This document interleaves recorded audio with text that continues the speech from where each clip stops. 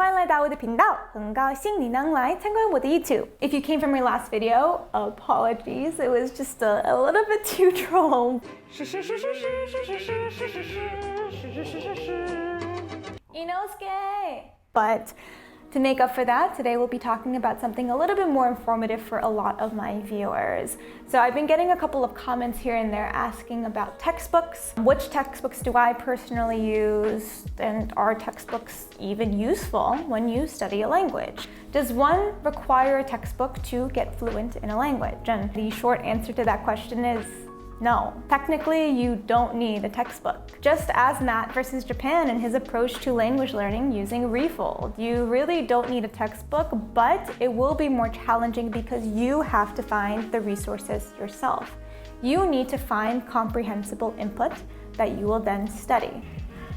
Now, one of the main uses of textbooks is that comprehensible input is integrated into the textbook. The resulting question then is, which textbook do I use? For a language such as Chinese or other very commonly learned languages, there's just a plethora of things out there.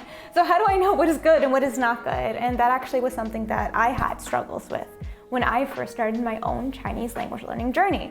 I started off with integrated Chinese, I went on to New Practical Chinese Reader, and now I'm stuck with HSK, but how does one know which one will work for them? So that's what I'm gonna try to do today. But I only go through HSK. So instead of giving a broad overview of all the different textbooks available, which is on my website, so check that out if you are interested in a brief pros and cons list of the most popular textbooks available.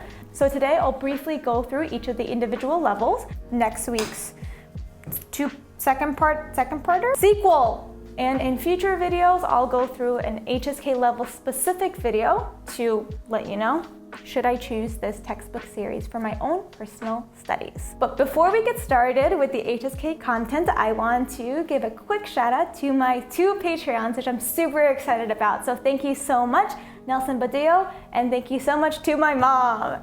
I really appreciate you guys for supporting me on Patreon. And if anyone is interested in more HSK specific content and other really good stuff, follow me on Patreon. I really appreciate it. Now back to our scheduled programming on HSK textbooks.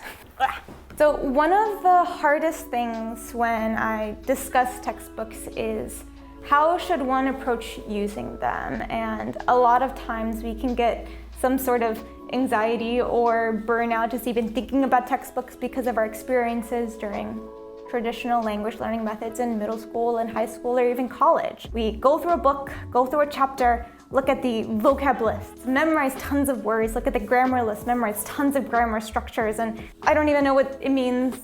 You memorize things for an exam and then you're done with the exam and then you completely forget everything. That's not how I use textbooks. I like to view textbooks as graded readers of sorts. Basically, this book will give me comprehensible input. It will give me little mini novels, little mini essays that will teach me how to formulate a thought, how to formulate an argument in bite-sized bits and pieces that I can continuously review and review. Yes, there are vocab lists. Yes, there are grammar explanations, but ultimately, these are mini books for me to consume and to immerse myself in. That is my approach to HSK textbooks and to textbooks in general. So I'll give you an example of what I mean by that. We'll start off with HSK1. HSK1. This thing is not very useful in the beginning, but that's okay because most textbooks are not very useful in the beginning. Actually, no, that's not true. That's not true. It's still useful. Just the first 3 chapters kind of suck, but that's fine. So the main structure of these books is you have dialogues, you have grammar, you have exercises, and that's about it. Sometimes they have cultural explanations where they give you a page that talks about a specific part of Chinese culture, which are pretty informative, especially building that cultural fluency that is often neglected when we learn a language. So those are pretty useful, but ultimately my philosophy when using these is go through the textbooks as quickly as possible so that you can get to higher level content. Don't focus on the practice exercises. Don't focus on memorizing every single word. Just keep reading and reading and reading and reviewing. Over time, you'll build up that fluency you need to progress onto the next level. Start off with HSK1. HSK1 is a pretty Pretty simple book. I got through it in 2 months, if I remember correctly. So we can start off with chapter 4 to get an understanding what the book is actually like. And this is on page 22 for those of you following at home if you already have these books. We start off with 3 texts here. It has both the pinyin as well as the characters, which is very useful as you're starting early on. It also has the English translation of it. One thing that I really like about the HSK textbooks is that they wean you off of training, learning, language learning crutches, whatever that's called, pretty early on. So this first textbook has pinyin, English, as well as characters.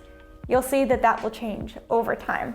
But we have the pinyin, we have the English, we have the sentences, and they actually have fairly robust dialogues for being such an early level. We have dialogue between 2 people.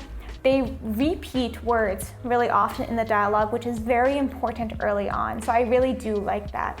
So an example is dialogue 3. It's like, 他是谁?他是我的同学. 他呢?他是你同学吗?他不是我同学,他是我朋友. So you can see that it's repeating a lot of different things and just swapping out a character here and there, swapping out another word, which is very important early on. How do you formulate a sentence? How can you modulate this sentence? Grammar helps you understand your comprehensible input better.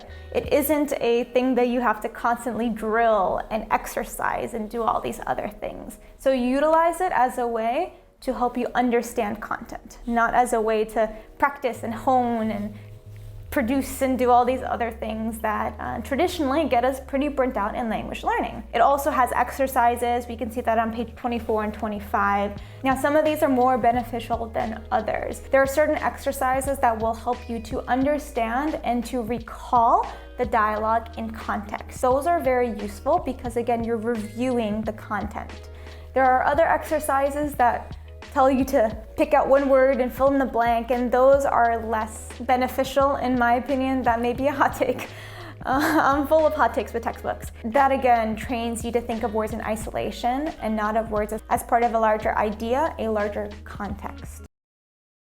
The HSK1 textbooks also introduce characters. On page 28 and 29, we can see that it shows you the evolution of these characters from their most original state. And it's a pretty interesting thing to see how these characters have changed over time, but ultimately, it's not very useful, but it's like a fun little thing. Page 29, you can see that there is an application section, which includes pair work and group work.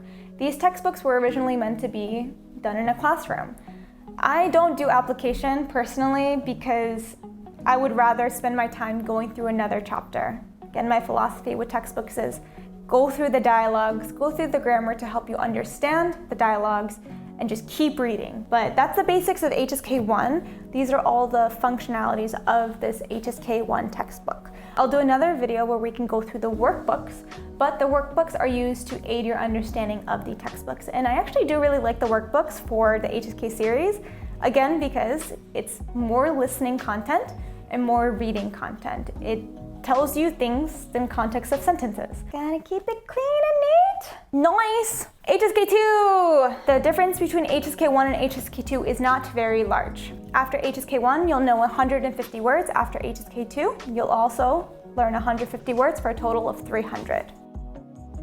Again, as with HSK1 and HSK2, we also have pinyin in English as well as the Chinese characters. HSK1 is more about getting you to understand how does Chinese function, how can you construct different things.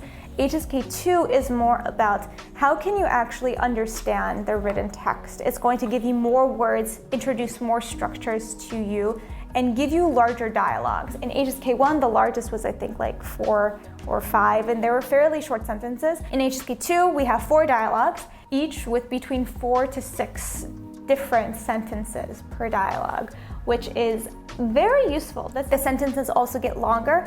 They introduce multiple clauses, so you get these in-between words, which is very beneficial. So we can start off with, let's do a later chapter. Why start off with chapter 1? Let's do chapter 12. This is on page 89. One thing that I've also noticed is some of the content in HSK is pretty humorous. they can teach you many interesting things, right? So the title of chapter 12 is 你穿得太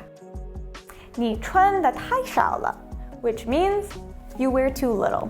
So it's an interesting thing. If we look at all the different dialogues, they're pretty comprehensive in terms of the amount of content that they can fit into a very small amount of space. And they also don't introduce too many new words per dialogue. For 1, 2, and 4 on page 90 and 91, you can see that they're only introducing 1 or 2 new words. Dialogue 3, though, introduces 5 new words. But it all makes sense in the context of what they're saying. And each dialogue has its own different topic, which I think is also very useful because you're getting exposed early on to a lot of different things. One thing you'll note starting off in HSK2, they start to incorporate words that are not according to the official HSK list. That will be challenging if you don't have a dictionary app. So it can be kind of hard in later levels when they don't actually tell you what words are not in the list. You kind of have to figure that out for yourself. But again, that does help train you to seek out the information yourself, which is something you'll need as you get into the intermediate and advanced stages when you're going in native content. You need to figure these things out for yourself. Again, with HSK1, the grammar is pretty similar. All of these books have pretty much the same structure.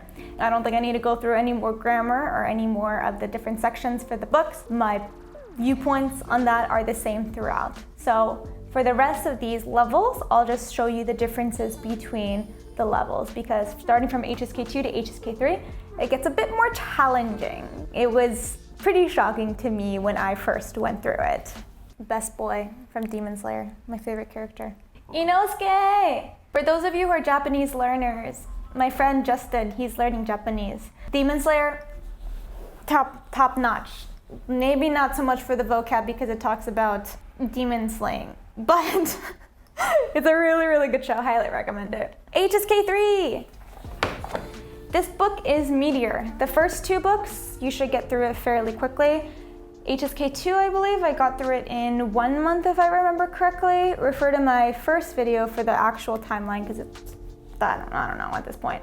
For HSK3, here you will learn 300 words. So you can see that the amount of words you learn in between each level is starting to increase. This should take you around double the time, but at the same time, you should also be able to read a bit more quickly than when you started off in HSK1. We're gonna look at chapter 15. This is all the way at the end, and I think it will illustrate my thoughts pretty well. So this is going to be on page 125, and the title of it is 其他都没什么问题. So the rest of them are all pretty okay. So for HSK3, we have 4 dialogues. The dialogues are way more extensive. We now have 6 different communication things. Well, what is that called? Call and response, I guess. This isn't music, but like a call and response type of thing between individuals in each dialogue. The sentences are also getting much longer. So if we look at 126, on the dialogue 1 call and response section is 4 different clauses. And one of the clauses is a huge sentence. So it's 老师，我来中国留学2年了，但是我的汉语水平提高的一点儿也不快呀。This is just one sentence. So you have to kind of really think of what is happening, what is going on, how do these different pieces fit together. This is much more challenging than it is in HSK2. So there is a jump in terms of the amount that they expect you to understand in between levels. Here's the other thing. There's no more English translations in HSK3. That shook me because then I'm like, how the hell am I supposed to know what's going on if I don't have an English translation? But that is actually a blessing in disguise because starting from HSK3, even if I only know 300 words, right? 150 from HSK1, 150 from HSK2. Now I'm forced to trust in my ability to understand Chinese and not translate to English. So it's actually very integral to get me to not translate. Inosuke! Thank you everyone for sticking around for this pretty long video, and hopefully you'll tune in for next week's second parter? Sequel! That's it, sequel. But if you like this video, please like, comment, share, and subscribe. It really helps me out. And again, a huge thank you to my Patreons, Nelson Badia and my mom. I really appreciate you guys. And if you're interested in joining my Patreon, check it out. And again, it's completely optional, but it does help me out making really cool content for all of you guys. So I will see you next week and have a good one. 再见.